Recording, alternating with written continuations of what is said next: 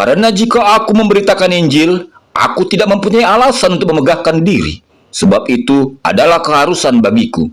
Celakalah aku jika aku tidak memberitakan Injil.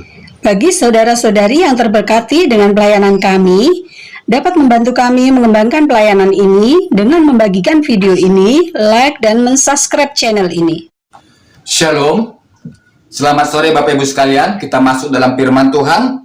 Hari ini tema kita penyesatan harus ada.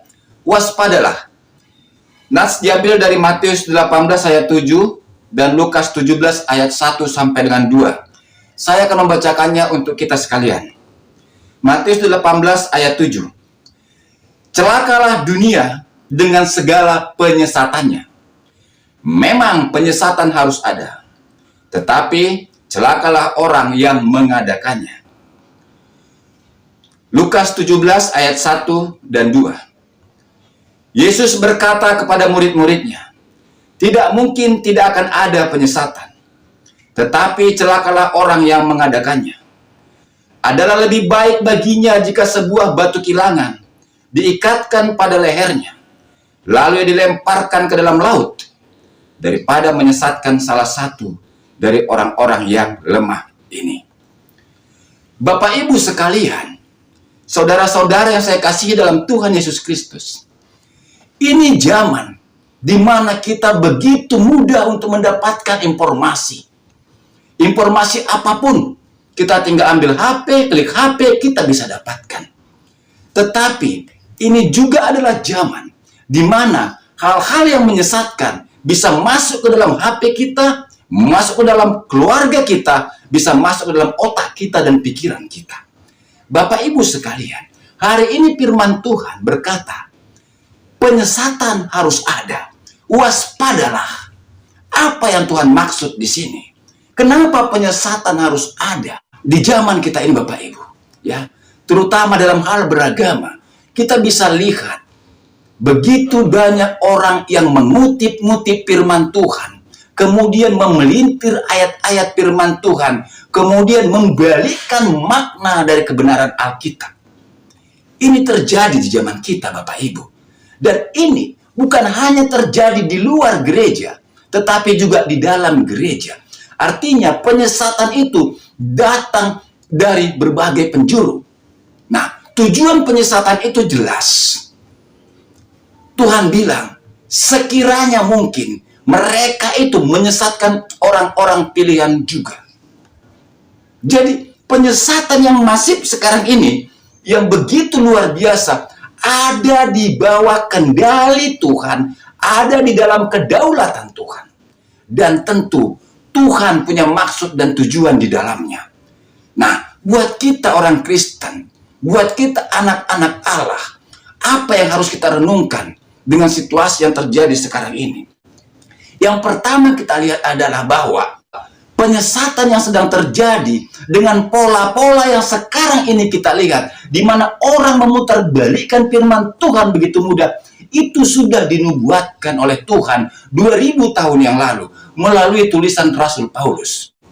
1 Timotius 4 ayat 1 sampai 2. Tetapi Roh dengan tegas mengatakan bahwa di waktu-waktu kemudian ada orang yang akan murtad, lalu mengikuti roh-roh penyesat dan ajaran setan-setan. Oleh tipu daya pendusta-pendusta yang hati nuraninya memakai cap mereka. Ini terjadi pada zaman kita. Banyak orang yang murtad dari iman Kristen, kemudian memutarbalikkan firman Tuhan, menyerang iman Kristen.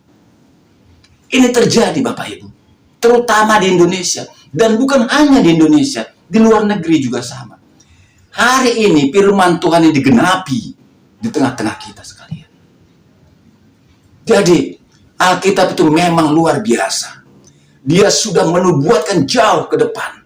Dari zaman Rasul, sekarang terjadi di zaman kita. Jadi orang-orang yang murtad dari iman Kristen, memutarbalikkan firman Tuhan, itu sudah ditulis di dalam Alkitab.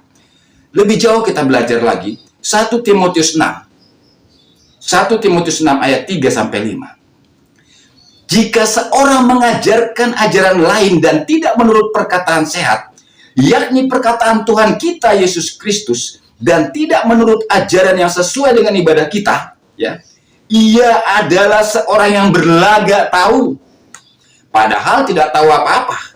Penyakitnya ialah mencari-cari soal dan bersilat kata yang menyebabkan dengki, cedera, fitnah, curiga, percekcokan antara orang-orang yang tidak lagi berpikiran sehat dan yang kehilangan kebenaran, yang mengira ibadah itu adalah suatu sumber keuntungan. Bapak Ibu sekalian, di zaman online sekarang ini, zaman TikTok, YouTube, dan banyak media-media online yang menyediakan penghasilan melalui tampilan-tampilan video, banyak orang yang menyalahgunakannya untuk memelintir ayat-ayat firman Tuhan untuk menyerang agama lain. Ini terjadi di zaman kita, Bapak Ibu sekalian. Yang tadi firman Tuhan mengatakan menimbulkan apa? Fitnah, iri, dengki, perselisihan, mencari-cari soal. Padahal mereka ini tidak tahu apa-apa. Tetapi mereka sok tahu tentang firman Tuhan. Mereka sok tahu tentang kebenaran. Tujuannya apa? Di bagian ayat 5, ya, sumber keuntungan. Ini terjadi di zaman kita, Bapak Ibu sekalian. Luar biasa. Firman Tuhan 2000 tahun yang lalu yang ditulis oleh Rasul Paulus terjadi pada zaman kita. Tuhan Yesus mengingatkan tentang semua penyesatan ini. Dalam Matius 24 ayat 4-5, jawab Yesus kepada mereka, "Waspadalah supaya jangan ada orang yang menyesatkan kamu. Sebab banyak orang akan datang dengan memakai namaku dan berkata, akulah dia. Dan mereka akan menyesatkan banyak orang." Kemudian Matius 24 ayat 24, sebab Mesias palsu dan nabi-nabi palsu akan muncul. Dan mereka akan mengadakan tanda-tanda yang dahsyat dan mujizat-mujizat, sehingga sekiranya mungkin mereka menyesatkan orang-orang pilihan juga. Jadi bukan hanya orang yang berkata, aku Mesias, tetapi orang yang mengajarkan tentang Yesus yang berbeda, itu pun adalah Mesias palsu. Yang mengatakan bahwa Yesus itu adalah Buddha, itu juga palsu. Yang mengatakan bahwa Yesus itu adalah Muslim, itu juga palsu. Kenapa? Itu tidak ada tertulis dalam Alkitab.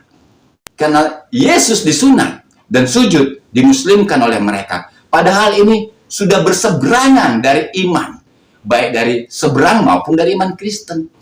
Ini masif, saudara-saudaraku sekalian, masuk ke dalam ruangan keluarga kita. Lantas siapa yang salah dalam hal-hal seperti ini? Ketika keluarga kita ada yang tidak lagi percaya Yesus, ketika keluarga kita keluar dari kekristenan, siapa yang salah? Anak itu kah? Orang tuanya kah? Gerejanya kah? Siapakah?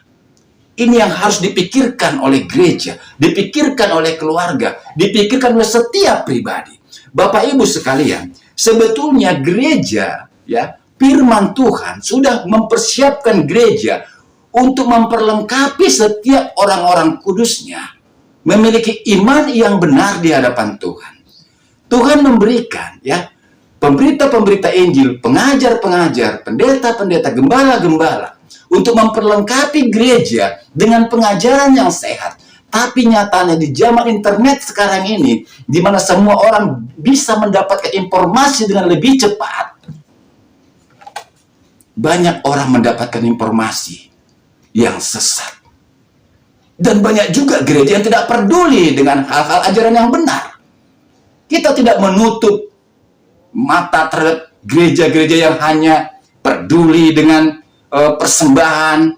Ya, saya teringat dengan sebuah cerita. Ini cerita tentang seorang ateis, Bapak Ibu. Jadi ini orang Semarang, Bapak Ibu, ya. Ini orang Semarang. Dia berjemaat di sebuah gereja besar. Jemaatnya banyak. Ketika dia berumur 20-an tahun, dia bekerja di sebuah restoran. Ketika dia sedang bekerja, pendetanya makan bersama keluarganya di tempat itu, di restoran tempat anak muda ini bekerja, Bapak Ibu. Dan pendeta ini tidak mengenal anak muda ini, karena memang pendeta ini jemaatnya sangat banyak, jadi tidak bisa mengenal semua jemaatnya. Pendeta ini dan keluarganya memesan makanan yang tiga kali gajinya anak ini tadi, Bapak Ibu. 3 kali. Bayangkan, sekali makan pendeta ini, itu 3 bulan gaji anak ini bekerja di restoran itu. Ini terjadi, Bapak Ibu. Akhirnya dia berpikir apa? Agama Kristen itu omong kosong. Dan dia menjadi ateis, Bapak Ibu. Saya membaca kisah ini di kolom tentang kesaksian orang-orang ateis. Ini terjadi di Semarang, Bapak Ibu. Artinya penyesatan itu bukan hanya terjadi dari luar gereja, dari dalam gereja pun terjadi. Belum lagi orang-orang yang menyesatkan, ya, dengan cara apa? Dengan cara penyembuhan-penyembuhan yang palsu. Belum lagi dengan cara khotbah-khotbah yang menyenangkan yang palsu. Semuanya hanya berlomba-lomba mendirikan gereja untuk mendapatkan penghasilan. Lupa mengajarkan kebenaran. Dan ini sedang terjadi di tengah-tengah kita, Bapak Ibu sekalian. Dan banyak orang tua tidak peduli dengan pengetahuan anaknya tentang Tuhan. Banyak orang tua tidak peduli tentang pengetahuan anaknya tentang Alkitab. Ketika mereka diserang dengan informasi-informasi yang memutarbalikkan firman Tuhan, mereka menyerah. Ketika sudah terjadi orang tua datang ke gereja, apa yang bisa dilakukan orang tua? Bapak Ibu sekalian, dalam Efesus 4 ayat 11-15, di sana Tuhan sudah mengajarkan apa yang harus dilakukan oleh setiap orang Kristen, yaitu bersekutu di dalam pengajaran gereja.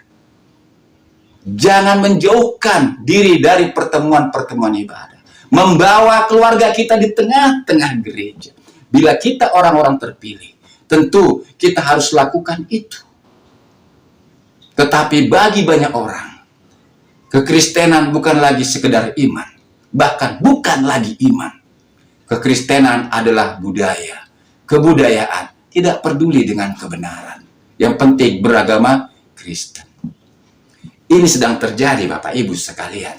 Dan di zaman kita ini juga, orang seakan-akan berlomba-lomba untuk mengejar jumlah, mengejar mayoritas. Apakah kekristenan itu juga mengejar jumlah, mengejar mayoritas? Tidak, Bapak Ibu. Kekristenan justru terbalik. Karena iman Kristen itu adalah iman yang dipilih.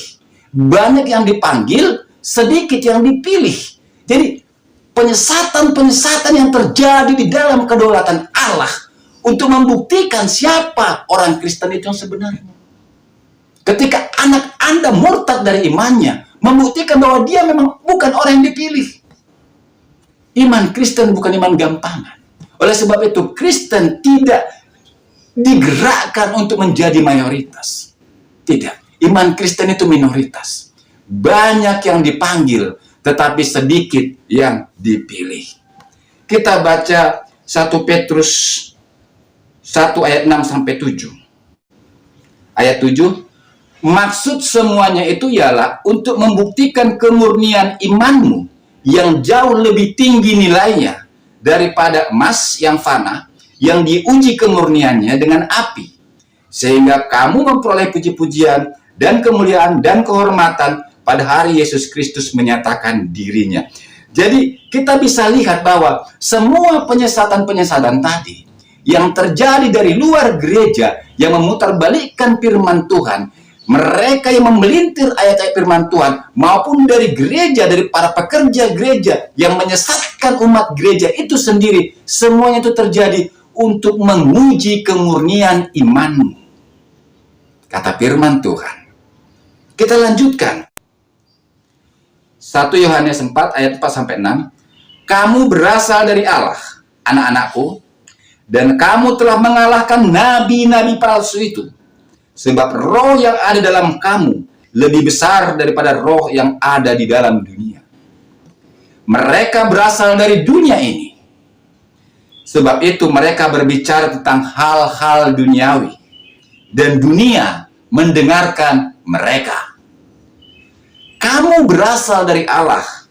Barang siapa mengenal Allah, ia mendengarkan kami.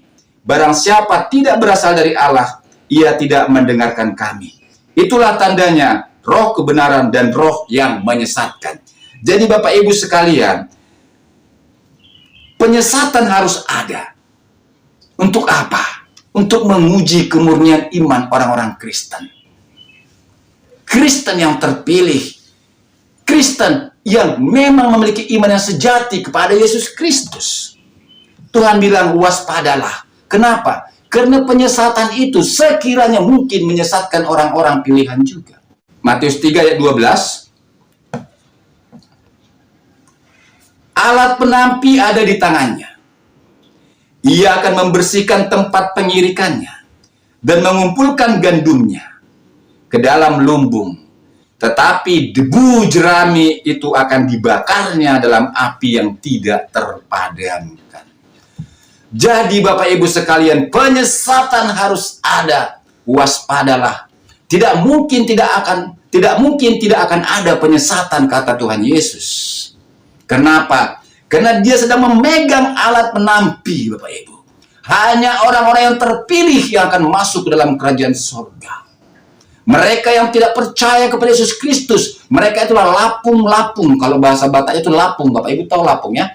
Itu padi yang gak ada isinya itu. Ya kan, ketika ditampi seperti itu, dia kena angin, dia akan keluar dari tampi itu. Karena iman Kristen itu bukan iman gampangan. Banyak yang dipanggil, tapi sedikit yang dipilih. Matius 22 ayat 14. Sebab banyak yang dipanggil, tetapi sedikit yang dipilih, Bapak Ibu. Jadi kita bangga ketika orang lain, ini mereka mempertontonkan orang-orang yang murtad dari iman Kristen, masuk ke agama X, ke agama B, ke agama apapun. Tidak usah membuat kita malu. Kenapa? Justru firman Tuhan itu sudah digenapi semuanya. Tetapi ketika kita masih menyadari diri kita ini ada di dalam iman Kristen, kita bersyukur kepada Tuhan karena kita sungguh-sungguh percaya kepada Dia, dan itu adalah pekerjaan Allah di dalam kita, dan itu membuktikan bahwa kita adalah orang-orang yang dipilih. Bukan sekedar dipanggil untuk beragama Kristen, tapi kita dipilih untuk bersama-sama dengan Kristus masuk dalam kerajaan sorga, Bapak Ibu sekalian. Amin. Tuhan Yesus memberkati.